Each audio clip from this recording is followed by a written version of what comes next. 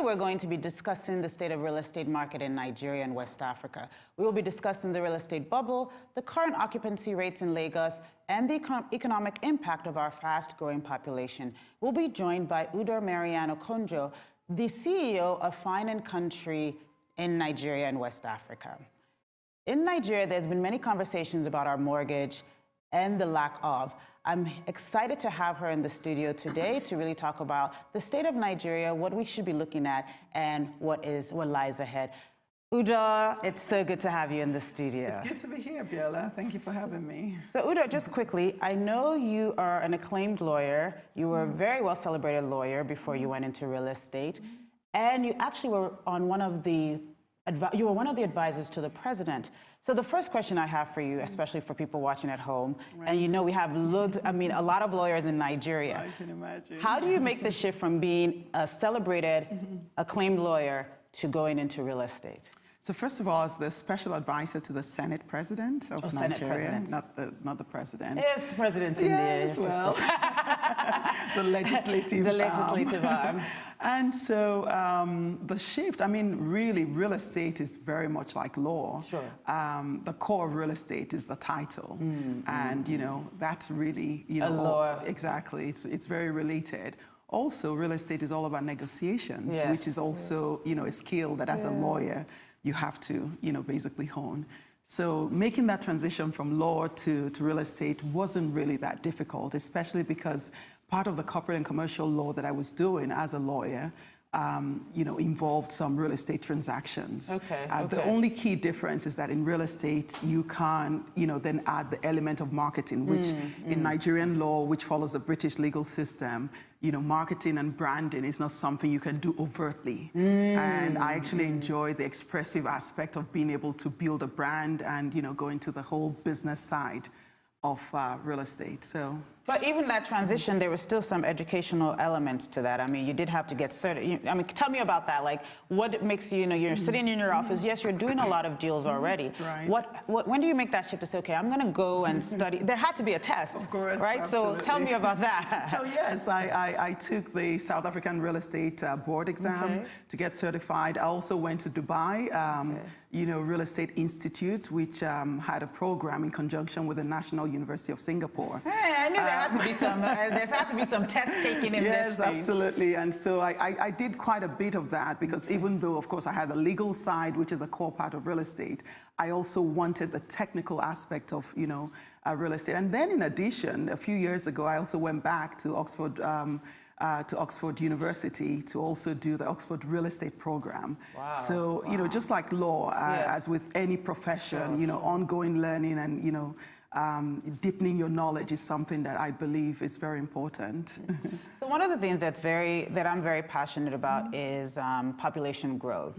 And especially when you look at the population growth in Nigeria, what from a real estate sort of element are you seeing happening when it comes to how are we actually going to house the growing population of Nigeria? Well, you know, that's the million-dollar question. It's a big deal because, you know, housing is a basic human requirement.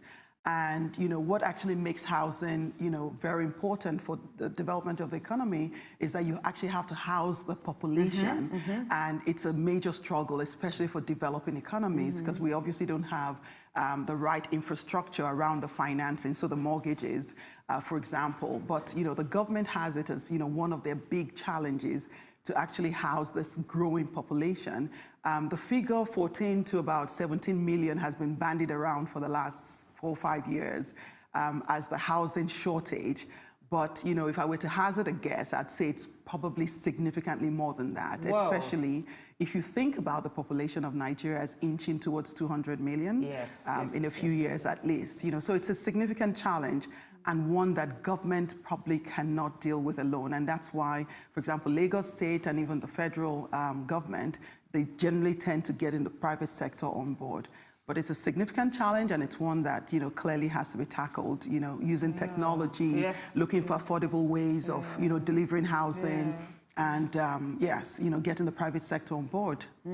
I mean, Nigeria's population is growing at at 3%. So at the end of the day, we really need to figure out a way to house all these people, especially people also coming into Lagos from other parts of West Africa. Exactly. So you have the fine and country. So help me understand, what does that mean that you have the fine and country, you're fine and country for West Africa? Yes, the license, yes. Tell us. So basically what that means, so Fine and Country International is a global network of real estate professionals. We have about 300 offices worldwide. Wow. And so I represent the West African region, which basically means that, we operate the same standards, we use the same platform, we have a network that we basically operate from, which is headquartered in the UK. And so my office runs, the West African region, so Nigeria, Liberia, Ghana, and pretty much all the countries.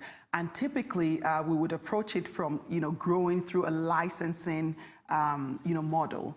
But because of the way Nigeria and West Africa, because we're not really that developed yet, we've grown based on projects and pretty much stick to the upper quartile of the real estate sector.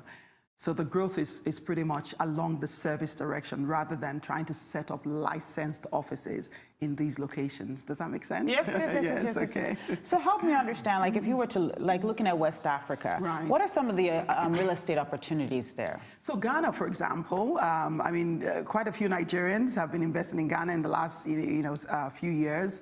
Liberia, pretty much the other day I was in Gambia, well, not quite the other day, about a year or so ago. Wherever you have population, wherever you have people, wherever you have an economy, housing is required, at all levels, from the, entry level to the mid to obviously the premium and luxury segments. So there is growth, but Nigeria, in the West African region is the fastest growing for obvious reasons in terms of our population and also our economic growth. But there are opportunities in all of those, regions. One of the places I've been reading a lot about lately is Abidjan. What is your take on Abidjan in Côte d'Ivoire? Right. Well, Abidjan is a location that we haven't been very active. We've done some research there recently for a client, so it's been more of an advisory role. However, because of the language barrier, so we don't have a lot of Nigerians actually investing in Abidjan, except those who are obviously working there. And typically, they're more like your transitory, investors or clients because they're working for organizations there. So they're not there that long. But there are opportunities in Abidjan. Obviously, after the crisis they had several years ago, their real estate, recovered and is actually on the up. Especially in the commercial segment. So they're showing some pictures of you, and I can see a picture of you with Donald Trump. Oh, wow. I'm sure everyone at home wants to know, can you get them a meeting with the U.S. president? We'll see. We'll just tweet at him. I see that is his mode of communication. Yes. But do tell me, as someone that has been running a real estate empire, and you now see some of the opportunity. Donald Trump is one of the biggest real estate guys. Do tell us sort of how this picture came about and... Well, Donald Trump has always been an icon in real estate, especially the luxury segment of real estate. And so I always wanted to meet him. When it comes to marketing and branding, he's a master, whether we like it or not. I actually think he used some of those branding and marketing skills in his elections, whatever we think about that. But anyway, eventually I did meet with him in London about 4 or 5 years ago. Really? And also, in addition, we were working with the organization trying to, brand some Nigerian properties. Because obviously the organization is all about, real estate branding. Sure. And they go beyond the US and all that. So that's as much as I'll say. Okay, no problem. We won't. Nobody's going to call you. Nigerians are going to behave themselves. But one of the things you said that really stood out for me is sort of branding, especially in real estate. And there are a couple of things I wanted you to go over. Number one, if you look at the real estate market in Nigeria, agents don't have the best branding, so so that's one. So what can we do about that? What needs to be done about that? The second thing is that real estate does have a lower threshold and barrier to entry, and because of that, there tends to be, there tends to be a lot of different types of people in the industry, which we also need to talk about that. And then I would like you to talk about some of the tenements of branding that you feel a real estate agent needs to have. Okay, all right. So branding is a topic that I totally love. I actually went back to school to study some more on branding and marketing. at the Cambridge Business School, and so that's something that in the real estate sector I'm very big on. Most of the projects that we work with, we tend to come at it from a branding point of view, because we do believe that branding adds value. Initially, it seems like an invisible value, but ultimately, you're able to, as it were, extract the value through premium pricing. Now, going back to the real estate agents and professionals, you are right. It's an all-comers game, which shouldn't be. You know, I mean, I tell the story of, you know, many years ago, I bought a property and put in a steward in the property and then rented it out. When it was, you know, when the rent was up, he actually put a signage. He just took a piece of paper and put "to let" and put it on the property. And he let the property. That's how low the barrier to entry is. You know, I like to tell that story to basically say that, so as a real estate professional, if you're in that industry, the standards and the barrier is very low. So it's absolutely important that you craft a unique positioning for yourself. And I think one of the core things would be through professionalism, the standards that you set for yourself or for your organization. And, you know, quite frankly, the way to do that is to learn about it if you're unsure. And that's why, even though I was, you know, a certified lawyer, both Nigerian and New York, when I wanted to go into real estate, I went and actually developed knowledge so that, you know, you could essentially set yourself apart from everyone else.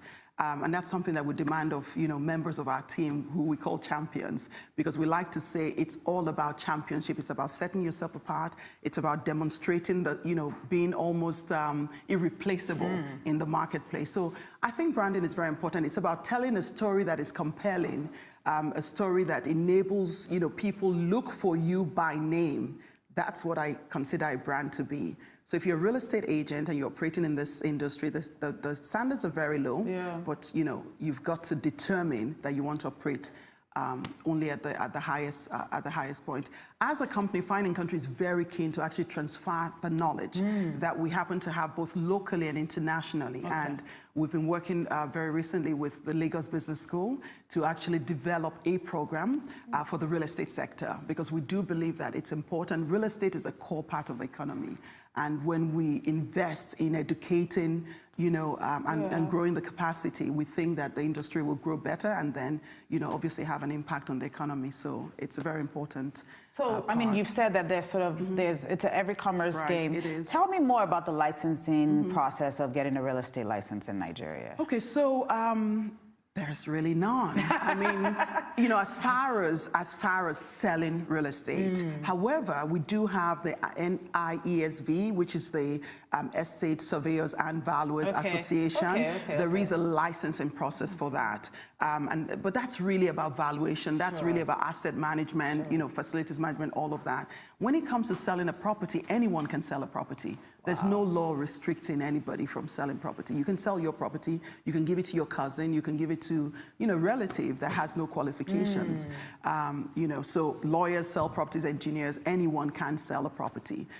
However, there are some plans, you know, in place by, you know, stakeholders who want to raise the standards to actually set some minimum criteria so that people aren't defrauded, because people are being defrauded all across Nigeria. I mean, recently a client, a lady had dealt with an agent in Victoria Island who basically made off with the rent that they had paid for a property in Victoria Island. So there's a lot of fraud around, you know, real estate, and that's why it's very important that, you know, we actually have rules, you know, around people who can transact, and it's a very significant asset class. You know, as you can imagine, there's a lot of money, you know, spent buying any sort of real estate, and so yeah. I know you've done, I mean, like you said, it's a huge asset class, and it has, I mean, there's a lot of investment in it. I know you worked on some key properties in Nigeria. I know we have a video. Maybe we'll come back from a break, and I want to just show some of the properties that you've worked on. All right, great. Thank you. We're going on a short break now. Do stay with us, because when we return, we'll be discussing more about all things real estate and leadership with my guest, Udo Okonjo. Thank you.